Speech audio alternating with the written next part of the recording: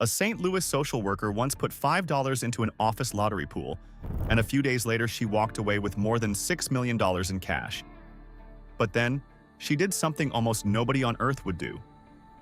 She donated the money to her coworkers and went right back to clipping coupons and shopping at discount stores as if nothing had ever happened.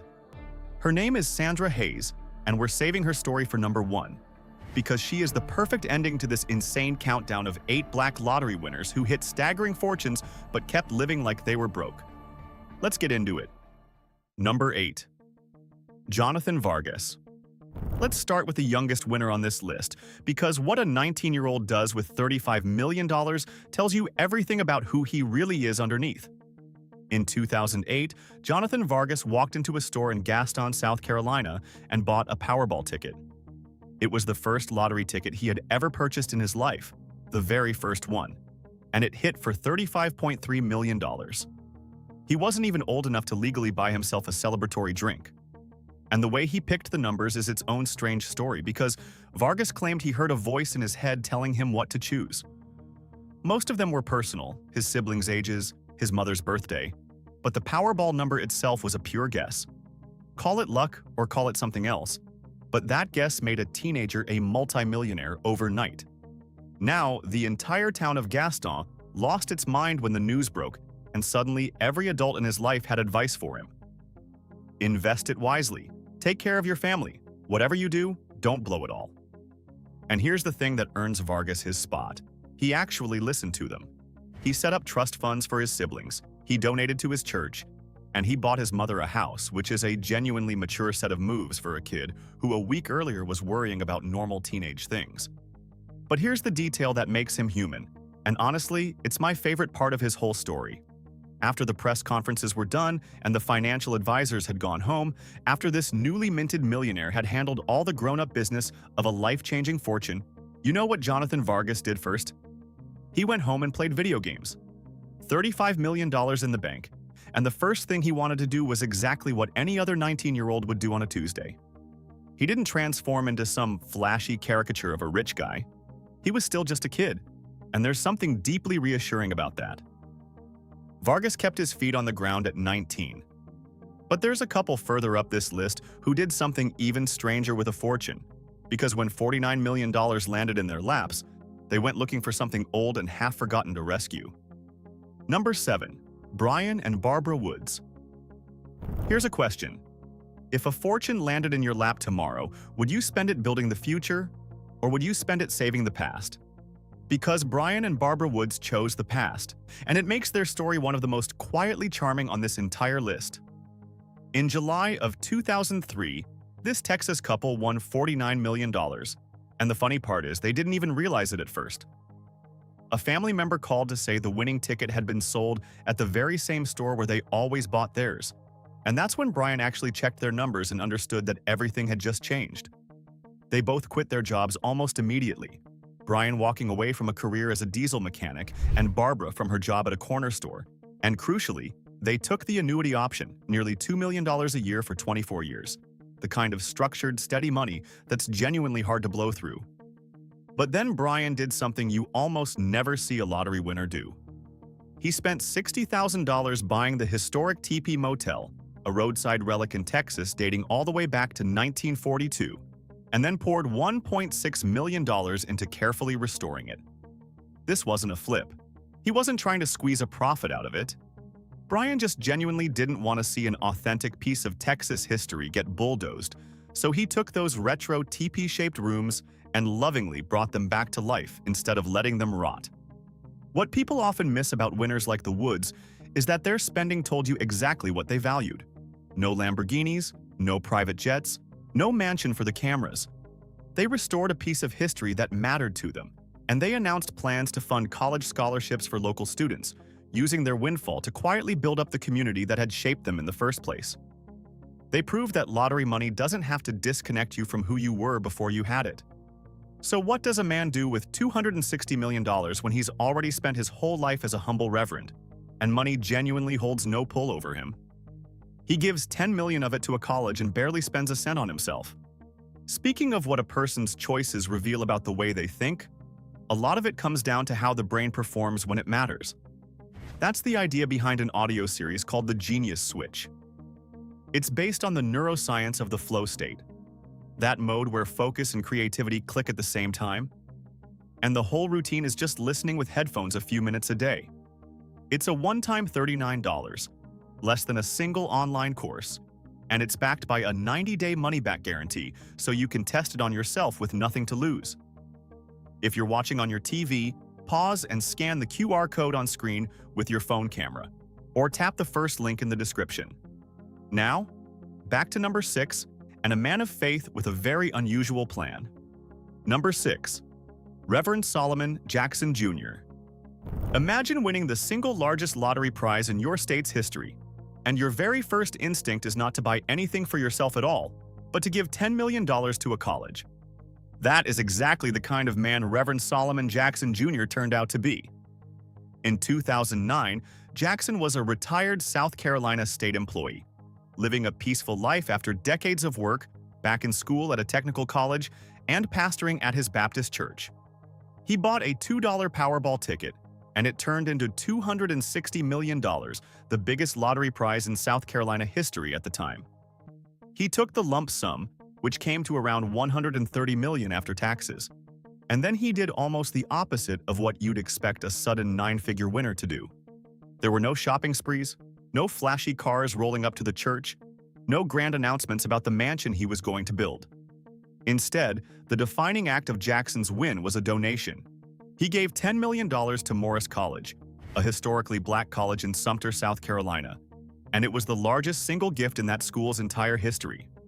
Think about what that money does, generation after generation, for students who might never have afforded college otherwise. And when people asked him about his plans, his answer told you everything about his character. He said, and I'm quoting him here, "God has blessed me, so I won't do much with it personally, but somebody is going to be blessed." That's a man who genuinely viewed a fortune not as a chance to finally indulge himself, but as a responsibility to funnel resources toward people and institutions that actually needed them. He'd built his humility over decades, and no amount of money was going to dislodge it. Jackson's discipline was a matter of character. For the man at number 5, discipline was a matter of sheer grinding patience because he played the exact same numbers for 25 straight years before they ever came up. Number 5. Robert Bailey. 25 years. That's how long Robert Bailey played the exact same set of Powerball numbers, week after week, without ever hitting anything significant, before his patience finally paid off in the most spectacular way imaginable. Bailey was a U.S. Postal Service machine operator in New York, and sometime in his early 50s, a family member had given him a specific set of numbers. And Bailey committed to them completely. Week after week, year after year, decade after decade, he bought his tickets with those same numbers and never changed them, never got discouraged enough to switch, never gave up. 25 years of losing, 25 years of showing up anyway, and then in 2018, at 67 years old, every single number matched, and Robert Bailey was suddenly $344 million richer, the largest jackpot in New York lottery history at the time. He took the lump sum and walked away with around $115 million after taxes. But here's what separates Bailey from so many winners who crash and burn. His very first move wasn't a car dealership or a mansion tour. It was calling a lawyer and a financial planner, immediately, before he did anything else, specifically to sidestep the disasters that destroy the majority of lottery winners. That is the behavior of a genuinely disciplined man. And his actual plans? Remarkably grounded. He wanted to travel to a few places he'd always dreamed of seeing, invest carefully for the long term, and buy a comfortable home for his mother. That's the list. No Instagram flexing, no fleet of supercars, no headlines about wild spending.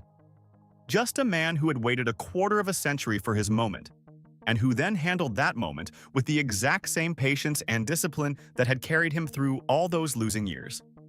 The way you win, it turns out, is often the way you handle winning. Bailey was happy to tell the world about his careful plans. The woman at number 4 wanted the opposite of an audience, because the very first thing she wished for after winning $37 million was for every single person to leave her completely alone. Number 4. Gloria McKenzie. For most people, the fantasy of winning the lottery is about what you get to add to your life. For Gloria McKenzie, Winning was about desperately trying to protect the quiet life she already had.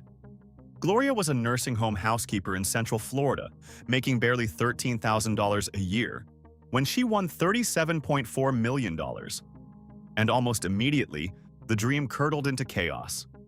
News of her win spread at lightning speed, and by the very next morning her front yard was packed with reporters, neighbors, and complete strangers, all wanting a piece of her. It got so out of control that police actually had to escort her family to the state capitol just so they could claim the prize safely. And the pressure didn't only come from strangers. At the lottery press conference, some of her own relatives started listing off the luxury cars they wanted, as casually as if they were ordering at a restaurant. Within hours, car salesmen were showing up at her home, sniffing around for a giant commission. For a woman who had lived a genuinely quiet, modest life, this was a nightmare, not a fantasy. So Gloria did the smartest thing she possibly could. She shut it all down. By the end of that same week, she announced she was finished with the press, and she left town entirely. She bought herself a house in a private location, bought one for her sister, and quietly gave to local churches, though the pastors refused to even confirm it in order to protect her. She was so concerned about safety that she pulled her child out of daycare over fears of a kidnapping for ransom. And in the years since, she has remained almost a complete mystery, refusing interviews, her family staying silent. She won a fortune, and what she bought with it was the one thing that fortune usually destroys, which is peace. Gloria's answer was to disappear. The man at number 3 did the mirror opposite, staying planted in the same neighborhood, among the same people who'd always known him, and daring the money to change a single thing about who he was. Number 3. Martin King Jr. Here's a man who won the equivalent of $75 million in today's money, and chose to keep living in the same suburban neighborhood he'd always known, surrounded by the same people who knew him before he had a dime. Martin King Jr. won $29.1 million in Lotto America back in 1989, and to understand what that meant, you have to understand where he came from. Before the win, his life had been a grind. He was divorced with 5 adult children. He'd worked as a satellite dish repairman until he got laid off in 1982. And after that, he took whatever work he could find, sometimes making just $10 a day simply to survive. So when that jackpot hit, his entire world flipped in an instant. But Martin didn't do the thing people fantasize about. There was no private island, no vanishing to Monaco, no cutting everyone off. He stayed right in his St. Louis neighborhood, living among people who'd known the real him for years. He did briefly try to escape the attention by visiting family in Wisconsin, and that turned into a lesson all by itself because everyone up there already knew he was rich and approached him constantly, asking for money or pitching business ideas. That's when Martin learned one of the cruelest truths about sudden wealth, that money makes you famous whether you want it to or not, and privacy becomes something you cannot buy at any price. His spending stayed refreshingly practical: a new van, a boat, and a plan to build a house in Mississippi for his family. No reckless sprees. But he also learned fast how differently the world treats you once you're rich. A house he wanted jumped from $110,000 to $169,000 the moment the sellers realized who he was. Old acquaintances crawled out of the woodwork, and even an ex from decades earlier started calling again. Martin handled it all with a clear head, telling the press flatly that he wasn't about to be taken advantage of, and refusing to let anyone rewrite their role in his life just because he suddenly had millions. He stayed exactly who he was, and he made everyone around him deal with that. Martin guarded his character alone, one man against the whole world. At number 2, an entire family pulled off the same feat together, and they did it while holding the single largest jackpot on this list. Number 2. The Smith family. Now we get to the largest fortune on this entire list, and it belongs not to one person, but to a whole family who decided their windfall wasn't really going to be about them at all. In May of 2016, the Smith family from Trenton, New Jersey, hit a staggering $429.6 million Powerball jackpot, which stands as one of the largest lottery wins in U.S. history and the biggest collective win by a black family ever recorded. The winners were 70-year-old matriarch Pearlie Mae Smith and her 7 adult children. They took the lump sum of $284 million, and right away their priorities revealed who they were, because their very first move was systematically paying off mortgages, wiping out student loans, and lifting financial burdens, not just for the immediate family, but with their entire extended family's future in mind. After everything was divided, each of the 7 children walked away with roughly $25 million, more than enough for any one of them to never work again and live comfortably forever. And this is exactly the point where most lottery stories quietly end, with everyone retreating into private luxury. But the Smiths went in a completely different direction. They created the Smith Family Foundation, with a clear mission built around education access, neighborhood development, and supporting young people in need across their community. And this wasn't some hollow tax maneuver dressed up as charity. In just their first year as multimillionaires, that foundation spent an astonishing $16 million actively fighting poverty, funding scholarships, youth services, community development, and educational programs designed for long-term, systemic change rather than quick handouts. Of course, the long-lost friends and distant relatives came calling the second the news broke, and the oldest daughter even joked to reporters that she was bracing for exactly that, especially from people who suddenly remembered they were close family. But through all of it, the Smiths stayed locked onto their mission, rooted in faith and service. What makes their story remarkable isn't the size of the jackpot. It's that they turned a lottery win into a machine for lifting up an entire community, one that's still running today. The Smith family shared their fortune with a whole community. And now, finally, we come back to the woman we opened with, the one who put in $5 and then went right back to clipping coupons. Number 1. Sandra Hayes.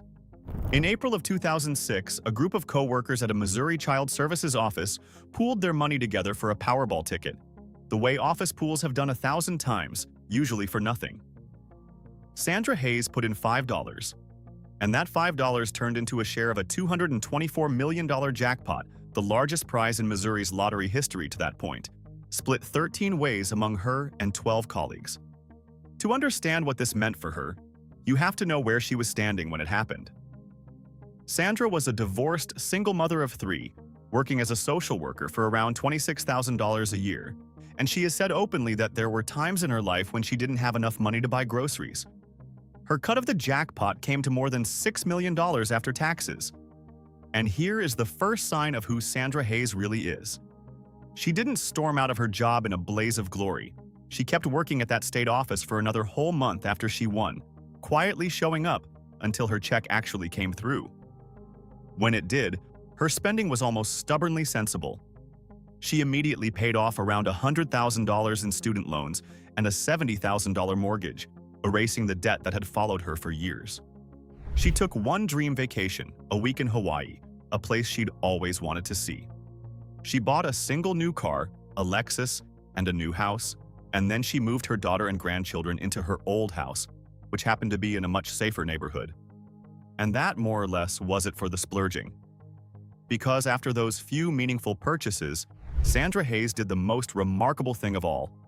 She went right back to her old frugal habits, shopping at discount stores and clipping coupons, years after becoming a multimillionaire. But her story carries a harder lesson too, one she wrote an entire book about called How Winning the Lottery Changed My Life. Because the money changed the people around her far more than it changed her. She described having to endure the greed and the need of people constantly trying to pry her fortune loose, and she put it in words you don't forget. She said these were people she had loved deep down, who were turning into vampires trying to suck the life out of her. Strangers she'd never met sent letters and faxes and showed up at her workplace begging. A friend of years lied to her face about needing money for back taxes, which turned out to be a flat-out scam. The fortune revealed exactly who everyone around her really was. And through all of that emotional wreckage, Sandra Hayes stayed grounded, stayed disciplined, and kept clipping her coupons. She still splurges on the occasional lottery ticket herself, and she still gives when it's real, once quietly paying for dental work for a domestic abuse survivor who'd had her teeth knocked out. Her whole philosophy fits into one line she gave reporters. She said she knows plenty of people who won the lottery and are broke today, and that if you're not disciplined, you will go broke, no matter how much money you have. Sandra had that discipline before the $5 ever became $6 million, and she never once let go of it. And those were 8 black lottery winners who won enormous fortunes and then, against every expectation, just kept living like they were broke. Notice the pattern running through all of them.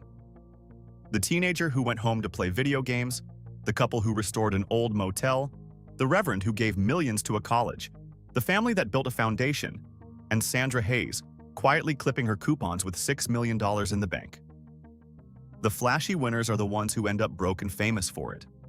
These are the ones who stayed rich and stayed themselves, precisely because the money never got to decide who they were.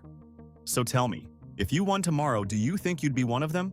Drop it in the comments, hit that like button, and subscribe to Black Status because we drop stories like this every single week.